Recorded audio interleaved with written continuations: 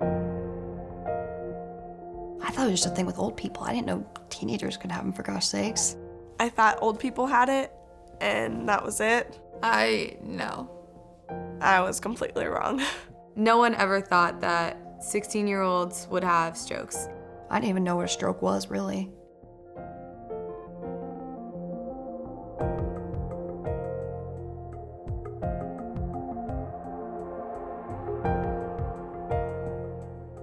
Cheer was my life, and I know when people say that it's really dramatic, but it really was all that I did. Competitive in high school, cheer was what I did 24/7.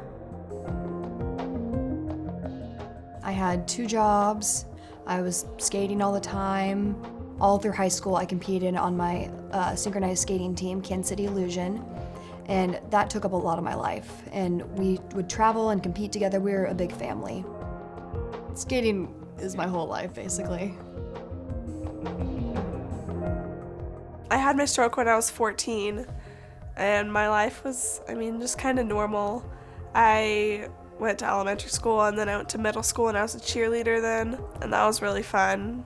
And then I started high school, and I had a stroke.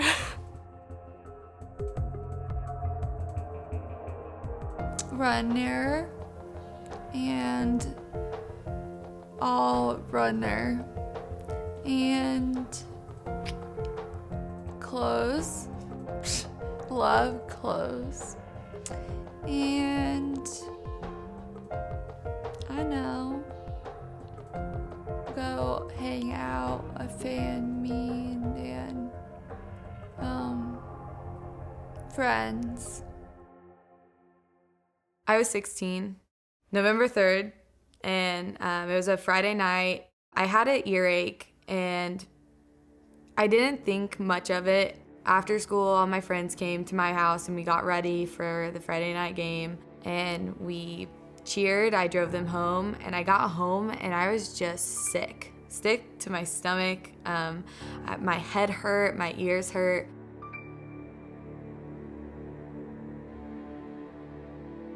And I walked off the mat, and I was in so much pain I couldn't even speak. I walked to my mom after everyone performed, and she said, "How about you just go home, I'll meet you there." I drove home, and I was already in bed, and she said that when she got there, I was moaning, like a screaming moaning. They took me downstairs, and I had to throw up because of the pain. And he said, "How about you get on your knees and try to throw up?" And I said, "Knees?" I didn't know what my knees were. So that's when he looked at my mom, and he was like, "You need to go now." It was July 3rd of 2013, and I was on the ice just like any other day. Actually, I got to the rink. It was crazy busy, so I left, went and got Starbucks, came back, got on the ice, and it happened. What I've been told is I rushed to the locker room with a really bad headache, and I guess some girls came in and found me vomiting/seizing on the floor or something along those lines. I'm not really sure. And so they immediately called my coach, and they called 911. I had my stroke October 24th, 2011. I woke up and I went to school, and I went all the way up till 5th hour I had lunch, and then 6th hour I had PE. And I just finished running, and I was right by my teacher, who I had just met that day because it was my first day of PE, because I had health class first quarter. And I passed out. Like, I was like, he could like see me falling over, so like, just lay down, lay down.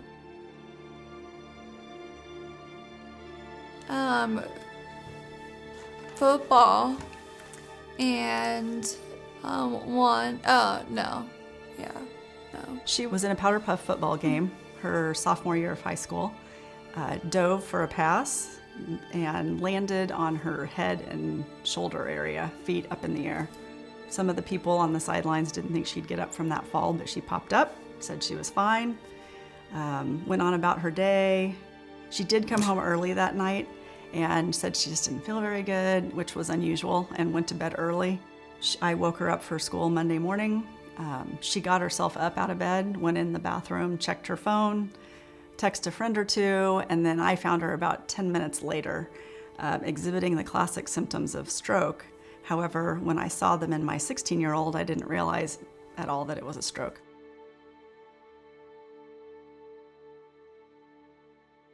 Well, they took me to one hospital and they said, oh, we can't treat her here for that, because that's what they thought. They thought it was a stroke. So they took me to another hospital. They peppered us with questions trying to determine when the stroke occurred. They did another scan and confirmed that there was indeed a clot.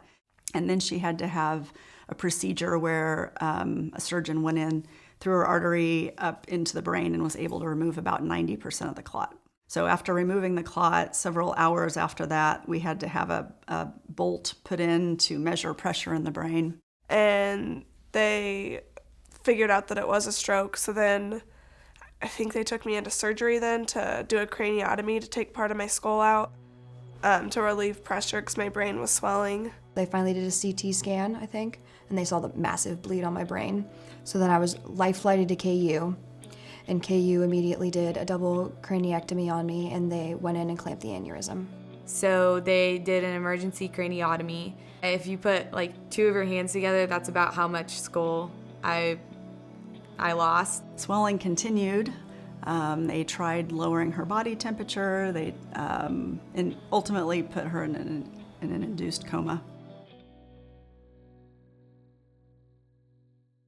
I knew that if I wanted to have a full recovery, it needed to be because of what I did, not because of what anyone else did. Monday through Friday, they'd wake me up in the morning and the doctors would come in and make sure I'm doing okay, and then we'd do physical therapy, occupational therapy, and speech therapy, all day. My body needed to be recovered by my actions. So I worked extremely hard. I'm not gonna say it was easy. It's definitely not a good feeling to have to start back to square one and relearning the ABCs, the 1, 2, 3s, learning how to speak, how to write, how to walk, how to go to the bathroom, how to go to sleep, how to wake up. It was definitely not an easy path to take. I mean, I didn't really have a choice to not do anything about it. I just had to keep going and do my therapies and try and get better to where I used to be.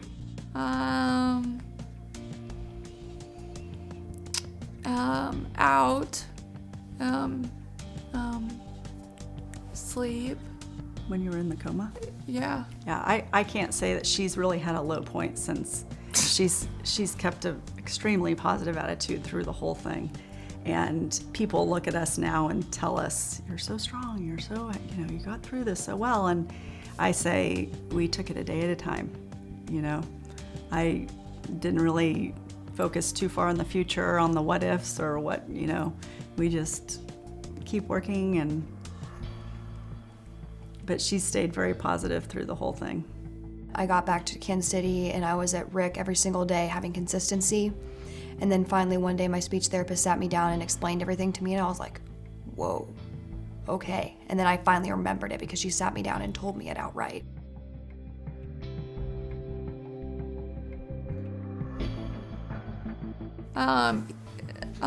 Talking and can't speak and I can't remember. So the communication part of her brain was damaged by her stroke. So that affects not only her speaking, but also reading and writing. But when she came out of the coma, there was no sound whatsoever. So that was obviously alarming and distressing.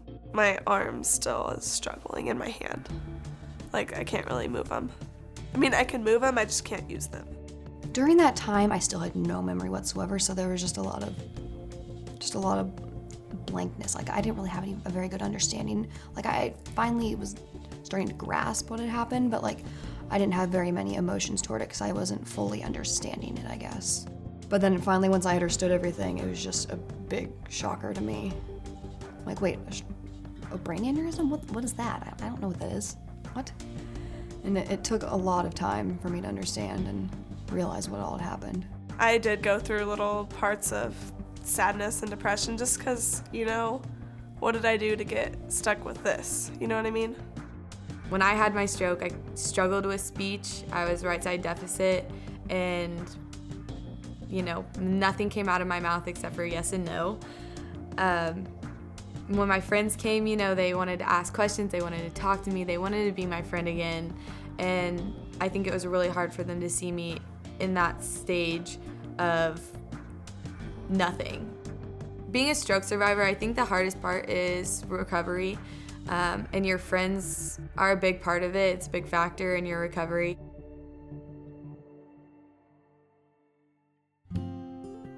We met here. We met here at Blake's house. Yeah, we all had dinner, and then I think we had a sleepover after. Yeah. And that's when we really got to know each other the first time.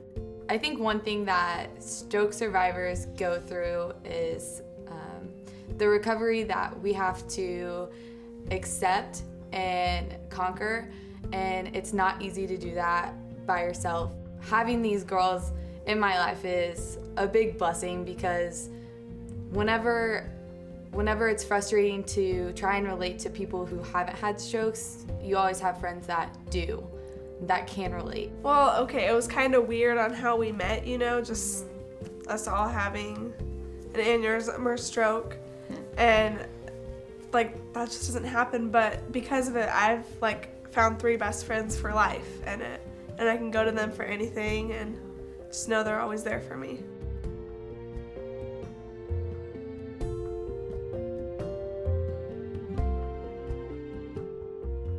It's a big deal to graduate on time, because there's so many people that doubted me, and it's so nice to say that I did graduate on time, and I have future plans, and I plan on pushing those even harder than anything before.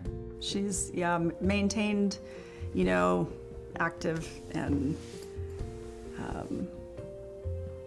stayed on track with school. So we're very proud of her for working hard and meeting that goal and trying to figure out what the next step is. I don't know, college, but working, painting. That is the big finish line, graduating and being done. Oh my gosh, it's so weird. But I'm very ready to be done right now. I'm looking forward to graduation. It has a little bit more meaning. I'm just really excited to be done with high school. I'll have to go into June to do some summer classes, but I'll still graduate with my class in May. We're working with some of her educators and trying to find the right fit for her for college. So we don't have our plan set, but definitely, whether she's on more traditional schedule or on Molly's schedule, she's gonna get there, and I have no doubt she'll be successful. No one expects a 16-year-old to have a stroke. No, never. And so I really want to help raise awareness of it and let other people know that it can happen, and it does. My message for other kids or adults who have had strokes is just to never give up and always have hope. Having a stroke is definitely a part of my life that I do proudly share. And it's definitely not something that I want people to have, but it's definitely something that I want people to be aware of.